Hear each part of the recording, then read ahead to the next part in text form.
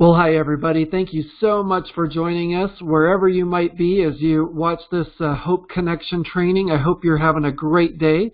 My name is Nate Gustafson, and I'm so thankful and honored to be with you, to be your guide today as we take a look at hope in the community, advancing hope in the community, having a better tomorrow right outside your front door.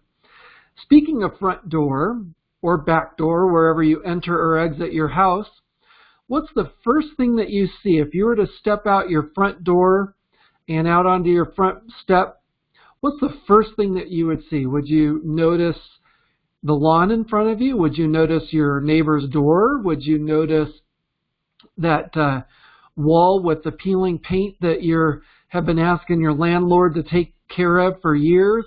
What would it be that you notice first thing right outside your front door? At our house, we rarely come in and out our front door. Our garage is behind the house, and so we're constantly coming in and out of our back door. And so at times, I'm surprised at what I see outside my front door. Sometimes I might see someone parked in front of our house, and I wonder who that is. I wonder who they're going to visit. Sometimes I'll notice, boy, that grass is getting way too long. I hate to have to mow again. It feels like I just mowed it the other day. Or I might notice that there's a bunch of spider webs that like to form right under. We have a little covered awning almost over our front entryway. And so sometimes I notice that. Whatever it is that you notice right out your front door, maybe what you don't notice is just as important as what you do notice. Oftentimes what we don't notice is what's happening behind the scenes right in front of our eyes. We may not notice that our neighbors down the hallway or across the street or a couple houses down from us have been having a really hard battle with their teenage son or daughter.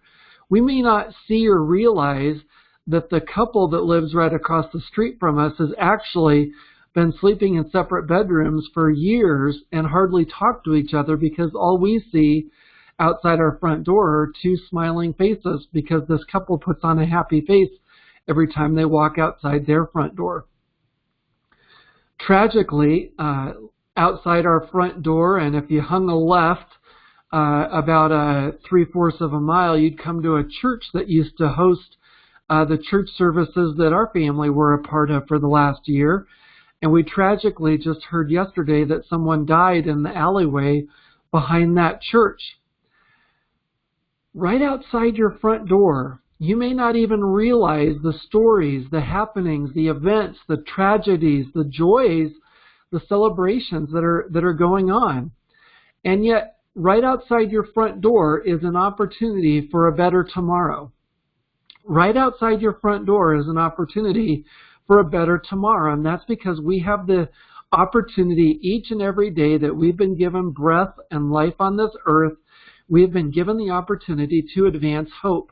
We can advance hope in our home. I hope you took advantage of the last month's webinar that we did. If not, hang tight. We'll make sure that everyone gets the link to Advancing Hope in your home, advancing hope amongst the people that are closest to you, those closest family relationships, whether that's your parents or your brothers, your sisters, your children, your grandchildren, those special close friends in your life that are literally just a part of your whole family. Whoever that is that you consider in your home, we have an opportunity every day to help them have a better tomorrow. Just like we have an opportunity every day to look outside our front door, literally or metaphorically, and see the lives of the people that are in our neighborhood, they're in our schools. They might play with our children on the playground in the neighborhood park. They might be our colleagues, our coworkers. They might be vendors that come by and help us with our business. Whoever that might be, we have the opportunity to advance hope right outside our front door each and every day. And it might seem kind of shocking, but I'm still in shock to realize that just outside our front door and to the left, in an alleyway for 6, 7, 8 years, we were at every weekend, someone lost their life. And as tragic as that is, there's an opportunity now to advance hope in our community because a lot of people might be feeling afraid, might be feeling terrified that, oh my gosh, what's going to happen if I go outside my front door? Am I going to be met with someone with a gun? We just don't know the struggles and the real life stories that are happening all around us. And so today it's my hope for you as an agent of hope, as a kind-hearted soul in this community, wherever your community might be. It might be in the state of Maine. It might be in the state of Massachusetts. It might be here where I'm sitting in Denver, Colorado. Wherever you are, whoever you are, whatever challenges are happening in your life, whatever challenges are happening in the lives right outside your front door, I want to encourage you to consider, how can I advance hope? How can I make tomorrow a better day for those right outside my front door? And so we're going to take a look here at advancing hope in the community. And this is just a great image of what it looks like for one way. And there are literally millions of ways that we can do this, advancing hope in the community. So here are our objectives today. If we were going to map out a plan for our time together, here's what that map would consist of. First, we're going to head out our front door. We're going to take a look at the unique context that exists right outside your front door, whether that's after you go out your front door or your garage door and you land at your place of business or your school or your hospital where you work. There's a unique context right outside your front door. Actually, there are multiple unique contexts that we intersect with on a daily basis. Secondly, number 2, we might turn left and decide on our journey together today that we want to raise awareness. We want to raise awareness in our eyes and our ears and our heart and our mind and our soul of the unique struggles, the unique realities that are facing the people as we turn left outside our front door, maybe as we turn right, or maybe as we head a mile down the road, and realize that there's unique opportunities to advance hope wherever we are and whatever we might be facing. And all it takes is to begin with increasing our awareness as we realize that we all live in many different unique contexts. Number 3 today, I hope that we can map out a plan and a strategize that we can help you prioritize your steps. So you step outside your front door, whether you turn right, whether you turn left, whether you go 2 steps forward or 2 steps back. I want to help you know the very first steps that you can take today as you begin this process of being even more intentional, even more focused of advancing hope in your community, wherever that might take you. And last but not least, you all out there who are these kind-hearted folks that are serving your community every day. You may not even think about it twice anymore, but as soon as you walk out your front door, you have the heart, the soul, the mindset, and the compassion of someone who wants to care about your community. You care about the school children who might not have, their families might not have enough money to pay for school supplies. So you're going to be the person who goes to Walmart or Target or the grocery store and picks up an extra backpack for the school children in your neighborhood. I know you. You're also the person who in your son or daughter or your granddaughter or grandson's lives are the one who's constantly encouraging them and cheering for them and rooting for them to succeed in whatever they are endeavoring to accomplish in their lives. I also know you. You're also the one who, even though you're at the end of your limits with your time and your energy and your resource, somehow, some way you dig deep, you find within yourself the strength, the resolve, the determination to care one more time, to look for one more person to serve, look for one more person to encourage. And that's because you're an agent of hope. You're a person who just can't help yourselves, can you? I know you. I'm the same way. I just can't help it. Everywhere I go, it seems like I have opportunities or my eyes are open to new ways of caring and serving, because I just can't live without the hope that tomorrow can be a better day for someone who's having a pretty tough day today. So I want to see you go from the sidelines to the front lines of advancing hope. No more sideline sitting, no more being taken out of the game, no more waiting for someone else to get out there and make a difference. You can get out there and make an even greater difference and advance hope right outside your front door. So let's start by looking at your unique community context. What do you see right outside your front door? What don't you see right outside your front door? Those two realities combined make up your unique community context. So first of all, let's define community. What do I mean by a community? It's not just the name of your city. If someone asks me, well, Nate, where are you from? I'll tell them, oh, I grew up in Greeley, Colorado. I went to school in a small country town just east of Greeley called Kersey, Colorado. Oh, well, that tells you the name, but it doesn't tell you anything about that. Then someone who's from this area might say to me, oh, doesn't it smell up in Greeley? I'll laugh and say, yeah, it smells like money is what it smells like. That smell of cow manure is what fuels literally the economy and has for hundreds of years up there. And the people who really have it good are the folks that made their business connections in the cattle business and have made quite a bit of money on that smell up there. Well, what does it mean to be a community? A community, very simply, are the people and the places right outside your front door. Okay, well, what's right outside your front door? Let's start with your neighborhood, the people that you live in. Maybe it's your apartment complex. Maybe it's your subdivision. Maybe you live on a cul-de-sac. Maybe you live out in the country and your next neighbor isn't but a mile or two down the road. Your neighbor, your context is unique. I knew friends and family members who the address and the location that they'd tell you how to get to their house did not really tell the story of how to get to their house. You had to go 5 miles down Weld County Road 49, and at the red fence, you turn left onto County Road 38.5. Not County Road 38, but County Road 38.5. And once you pass the blue barn, not the yellow barn, but the blue barn, you take your second right into the long driveway, and at the end of this half-a-mile driveway, you'll end up at this person's house. Their community context looked a lot different than mine living in suburban Denver, Colorado. But we both have a unique community context because we have people and places right outside our front door. Sometimes we might have to hop in our truck, hop on the tractor, hop in our go-kart, and head down the street to find the people, but we do have people in our lives that we intersect with that are part of our community. And the places right outside our front door, that could be the local grocery store, the local Starbucks, McDonald's, the supermarket that you go to, your children's school, the churches, the synagogues, the faith communities, the businesses, your chiropractor, so that when your back is wrenched and killing you, he or she can put you back together again. That's part of your community. And it's unique because you're unique. There's no two communities alike. And what you see in your community that's unique is a unique school, a unique neighborhood, unique churches, faith communities, businesses, clubs, organizations, children's ball fields, the local government institutions. That's what you see, but what don't you see? Think about that.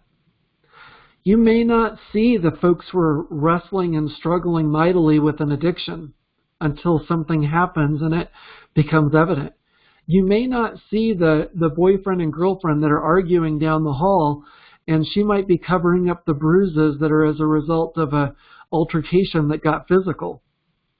You may not see the grandmother who is worried to death about telling her grandchildren that the doctor gave her 6 months to live. You just might think that this grandmother's just got the world by the tail and loving every minute, but behind closed doors in the quietness of her own space, she's crying herself to sleep at night because she's worried to death about what will be the effect of telling her grandkids that she has stage 4 cancer. That's what we don't see in our communities. So what we see and what we don't see both make up our unique community context, and sometimes context might overlap. You might have people in your neighborhood that you work with. You might have people at work who go to the same barber shop that you do. You might have people at your local barber shop that shop at the same grocery store that you do. You might have people at your church who drive 20 miles to get to that church location where you attend and worship each weekend. And the only overlap you might have is that you both went to the same high school 3 states away. You never know. People and places and contexts are so unique, but sometimes they're even overlapping to the point where you might have business and pleasure contexts overlapping, or government workers that you don't know by name, but you recognize them because that's the same guy that plows your street when it snows. That's the same lady who makes sure that the community resources are together when they have the summer programs at your local recreation center. So a lot of times our context can overlap. So we want to develop a caring heart for our community. And I'm preaching to the choir here. I know you all. You already do care for your community because you may not be a nurse or a doctor or a counselor or a minister or a priest, but you care. You know that when your neighbor down the street who lost her husband a couple years ago, it's coming up on the anniversary of his death, and you care deeply about her pain and the problems that she's been facing since his loss, and yet you choose to see the possibility of ways to help her in spite of all the heartache and the struggles that she's going through. I know you. You have a caring heart for your community, but it takes more than just a caring heart, doesn't it? We need a caring heart that's like catching a fever for the community. We just need an infectious care for our community. An infectious care that goes beyond just the status quo, goes beyond the routine. I know you again. You have a routine and you already care, but I want to challenge you to look maybe a step beyond what you're already looking at for those unique abilities, unique ways that you can advance hope above and beyond what you're already doing. And it doesn't mean that you have to put in a lot more hours. It doesn't mean that you have to exert a lot more energy. But there are unique ways, just by catching a fever for your community, just by having an infectious heart for your community, you'll be surprised to see what takes place when you start to have that internal motivator moving you towards caring and connecting even more for your community, because you want to prioritize the unique community context. I want to say that again. Having a fever for the community, having a deep, insatiable appetite for helping those in your community have a better tomorrow means that you are placing a priority on your unique community context. Not always a bad thing to help communities far, far away. In fact, that's a really great thing. But we have to also prioritize our local, unique community context, whether that's right outside your front door and 10 miles down the street when you get to the neighborhood that your job is in, whether that's in your church community, your faith community, your school community, whatever that is. We want to care by prioritizing that unique community, because every community has a story. You could drive by. This doesn't look like Denver, Colorado. I'm thinking about Florida because our family's headed to Florida soon, but I'm thinking of anyone who might have a community that looks like this. Have some palm trees in the background, have some beautiful green lush gardens surrounding your apartment building.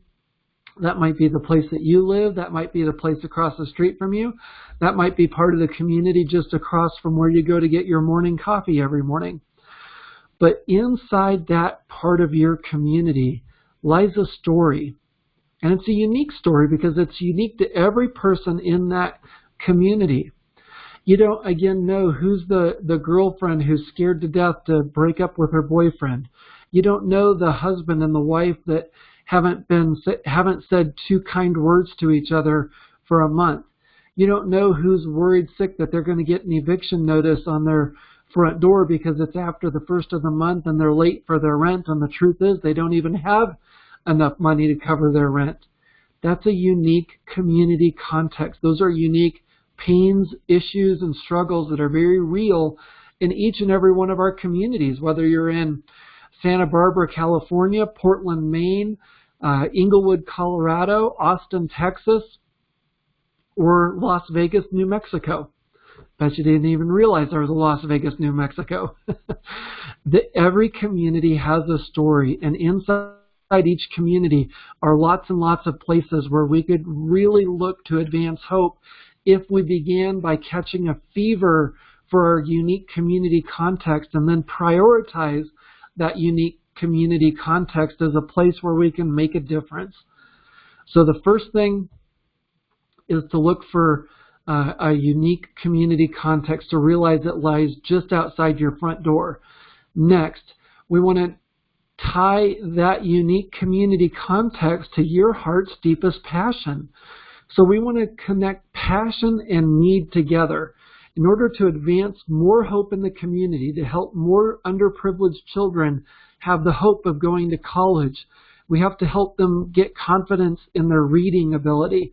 Well, you might have a passion for reading, but have always been a little nervous or timid when it came to helping children. But you see outside your front door that the children in your community are one of the deepest and greatest needs anywhere within a 5-mile radius of where you live. And so you make the decision that even though it's a bit daunting, but you have this passion for reading and you have a deep love to help people. And so you kick up that fever and let that infect you with a love for helping children who are in need of learning how to read and learning how to be confident in their reading. That's one example of what it looks like to connect your heart's deepest passions with the greatest needs in your unique community context. So as you develop that feverish care for your unique community context, you'll begin to see it. You just won't be able to help yourself. You'll be able to see the names, the faces, and the stories of the people in your community. You know, it's so amazing how big of a difference it makes when you will call someone by name, when you will ask someone, well, how's your family? It's like, oh, I've seen Charlie at the local grocery store now for years and years and years. But if I take just an extra moment as he's scanning my groceries to say, well, tell me, Charlie, about your family. You guys watching the big game this weekend? Because I know Charlie likes football. You know, that's a great way to care for your unique community context. And it didn't take a lot of time. It didn't take a lot of energy. But because you have a feverish care for the names, faces, and stories of the people in your unique community context, it will motivate you to just get a little outside your comfort zone and ask someone how their day's going. Ask them about their family. Let them know that you appreciate the good job that they're doing in your community. We also want to grow from just a general awareness, so I can generally become aware that the children in our community have a really hard time with reading. And for whatever reason that might be, maybe your community and my community has a lot of folks who English is a second language for them. And maybe that's really difficult for them to have confidence in their reading. Maybe it's just not a highly educated population that you live amongst. And that's okay. Whatever that unique need is, you might go from just a general awareness to just being compelled by love, just driven by this love and this care and this feverish care, this infectious desire to help people because you're prioritizing your local community, your unique community context. After I graduated with my master's degree, I had the hardest time getting a job that felt like it was going to use this newfound knowledge and newfound degree that I had worked so hard to gain. The lone place that I was able to find a job at and really thrive at was a local counseling center. And in the evenings, I would help make sure that the folks who had to do court-mandated drug testing got their drug testing done. I would also check people in for their court-mandated counseling center classes. And my little office in the evening all of a sudden felt like it was a confessional booth. There would be these men and these women that would come in from the community, and this community was the counseling center was in a pretty rough neighborhood, and there would be people who had a lot and people who didn't have a lot who came in. There were people who were of a particular strong religious background. There were people who were completely atheists. There were people who were very sorrowful and repentant for the trouble that they had gotten into, and there were people who came in with the biggest attitude of, I don't care what you say, what you do here. I'm just gonna, show you that I'm in charge, that I'm the boss here. So this counseling center office became a confessional. I had people telling me about their marriages, about their families, about their children, about their addictions, about their struggles, about how one night of indiscretion led them down a road of years and years and years of heartache, which eventually landed them into this court-mandated counseling program. I'd meet business owners. I'd meet people with extremely high IQs. I'd meet people who were brand new to living in America and had a really hard time grasping the English language. But they all shared something common. They all shared just a need to be heard, a need to be recognized, a need to be listened to. And it really taught me a lot. I've developed a real compassion for these people and really cared deeply about them and wanted them to do well and succeed. And I was always so happy to hear when they had graduated out of the program and see that things were going well. That was a care about my local, unique community context that I had to grow, I had to develop.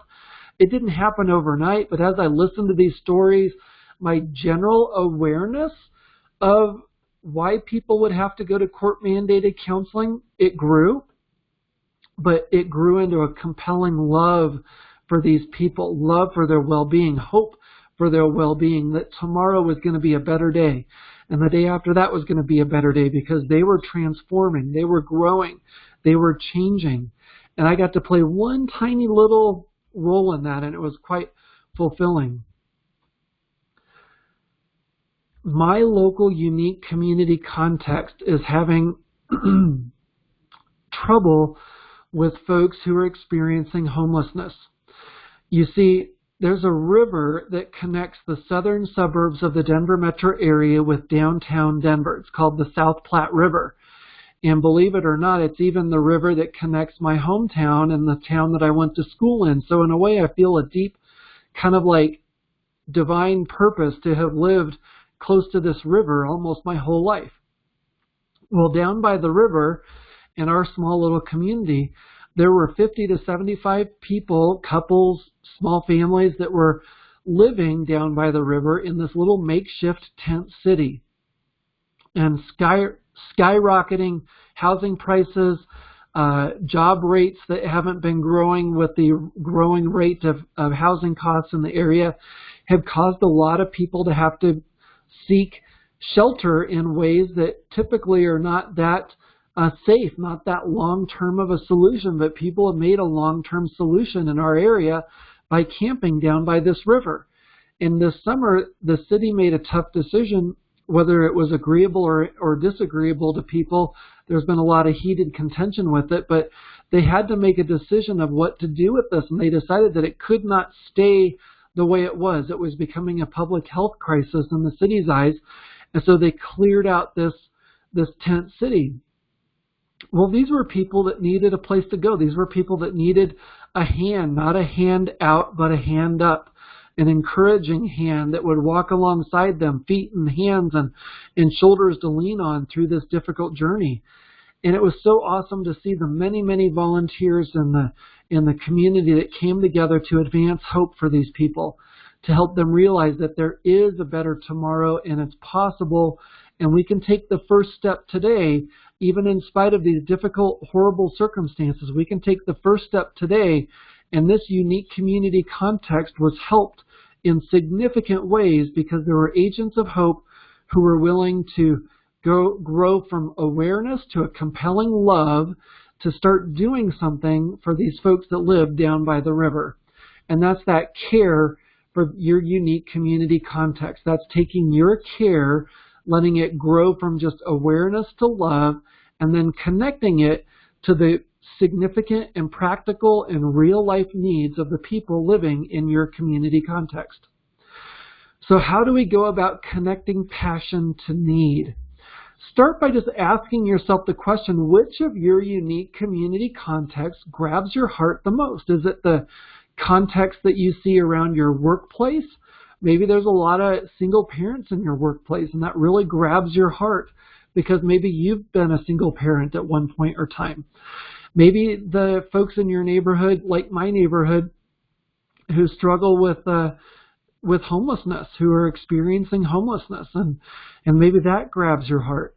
Maybe it's the children in your community. Maybe it's the elders in your community. Maybe it's the widows or the orphans in your community. Whoever it is or whatever it is that grabs your heart, pay attention to that and look to see how you can be compelled by that heart grab, be compelled to loving action. And just start simple. Just start by meeting a need. Maybe it's volunteering to sweep someone's sidewalk. Maybe it's volunteering to cut someone's shrubs. Maybe it's volunteering to mow a lawn. Maybe it's volunteering to scoop snow in the winter. Just start meeting a simple need. Maybe it's writing an encouraging note to a person at work who you find out's going through a rough patch in their life. Just start simple. If whoever it is, whatever it is in your unique community context that grabs your heart the most, let that compel you to a loving action, but make that a simple loving action just to get started with. You don't need to organize a gigantic 5K race to raise money for someone. You don't have to, go purchase a home for someone, but just start simple. Look for the practical ways to help make someone's day a little brighter, help someone know that there is hope out there for a better tomorrow. I recently heard the story of someone who was getting their nails done, and this lady walked into the nail salon and, just started kind of saying how she was, very frustrated, very upset, had gone to another nail salon and felt like the workers at the nail salon weren't giving her the type of service or type of care that she desired. And so she just said, well, excuse me, but this is probably going to get real rude here really quickly. And this lady just kind of in front of the person I know just started going off on the manager at the nail salon about these workers and how they should speak English and how that's not fair, that, not good that they talk in their own language, and how she expected them to not speak in their native tongue when she was around, and just really was very uncomfortable for anyone that would have heard this. And later on, the lady that was so rude to the workers shared that in the last few years, she had to quit her job, take care of her husband who was chronically ill, only to find out that her husband died within the last few months. And this lady doesn't have a friend or a family member or anyone that appears to be close to her in her life. Well, no wonder she was so rude to the workers at the nail salon. No wonder she just kind of used her irritability and her anger and her attitude as a defense mechanism, because her heart was broken. Her life was in shambles, and she didn't really want to let on to that, so she went the opposite way and just started pushing people out of her life. And it was so cool to hear that this friend of mine, this person I know, was compelled to loving action and didn't let this lady's attitude, didn't let this lady's treatment of other people scare her off. She listened, she cared, she validated what this lady was going through. She heard her. She didn't excuse her behavior, but she heard her and heard her heart, heard her need, and then just took the simple step of paying for her manicure that day. Didn't tell the lady, didn't announce it to the world, just took care of it and walked on out. Now that was a way of advancing hope right outside your front door when a need in the community grabs your heart and connects to a passion that you might have, whether it's for someone who is grieving, whether that's a passion for an older person, whether that's a passion for just giving and helping with random acts of kindness wherever you go. Whatever that passion is that really drives you to loving action, you can connect it to a practical need right outside your front door, whether it's at the counseling center, whether it's at the hospital, whether it's a doctor's office, whether it's at the school, whether it's at the playground or the park or the ball field or the horse barn or wherever you might be.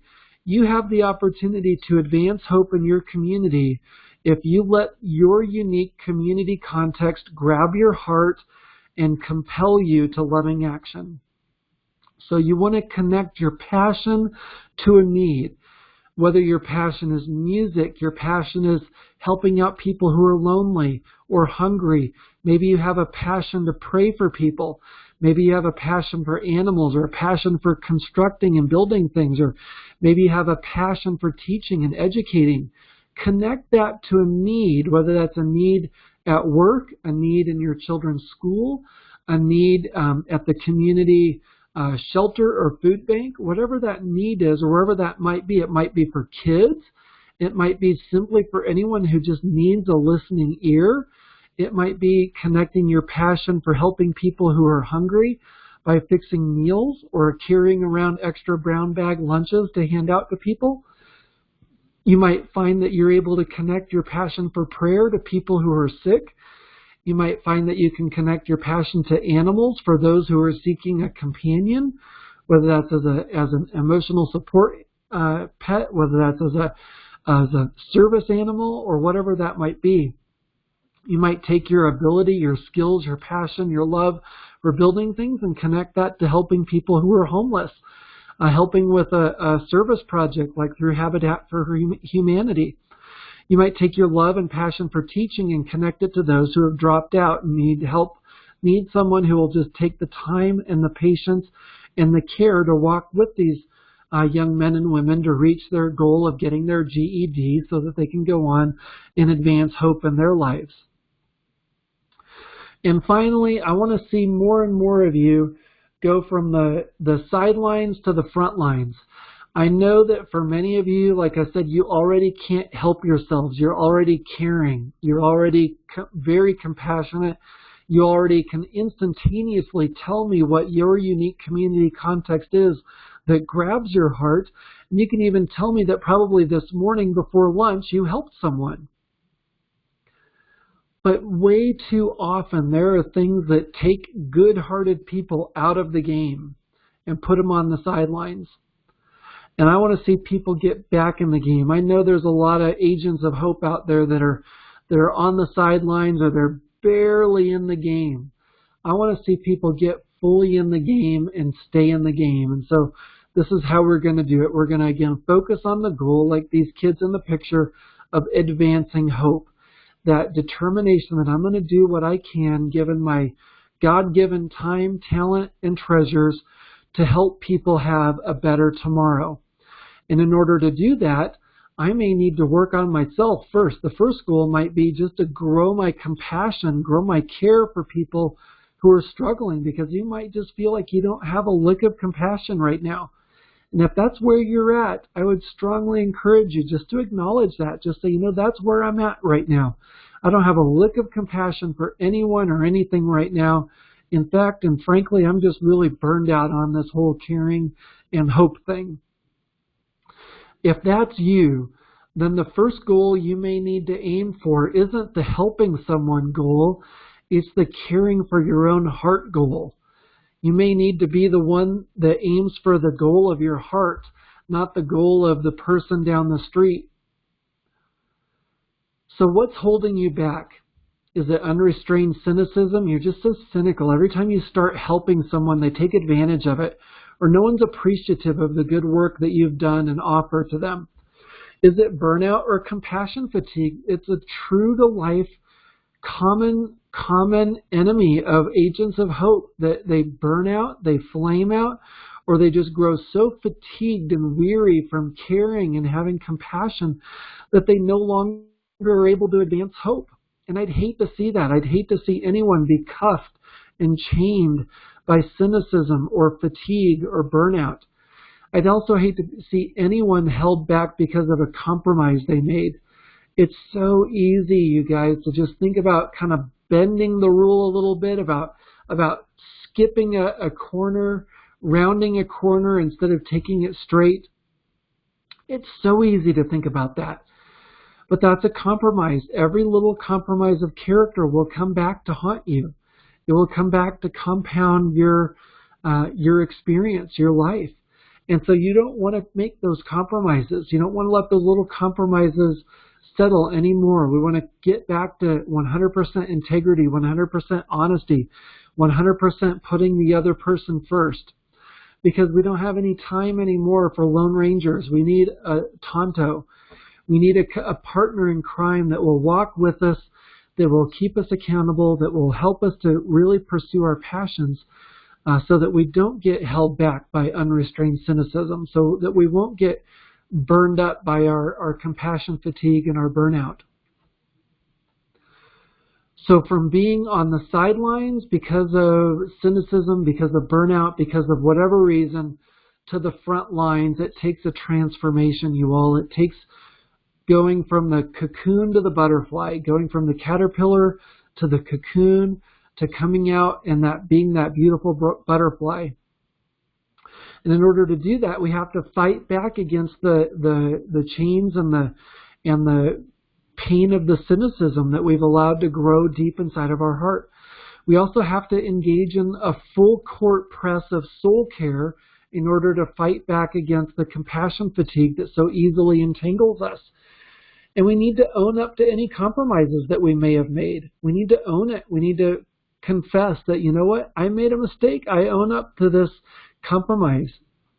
And we need to ask for help. We can't be too prideful. We can't be too stuck on ourselves. We can't be too embarrassed that we're not as strong as we used to be, or that we can't do as much as we used to do.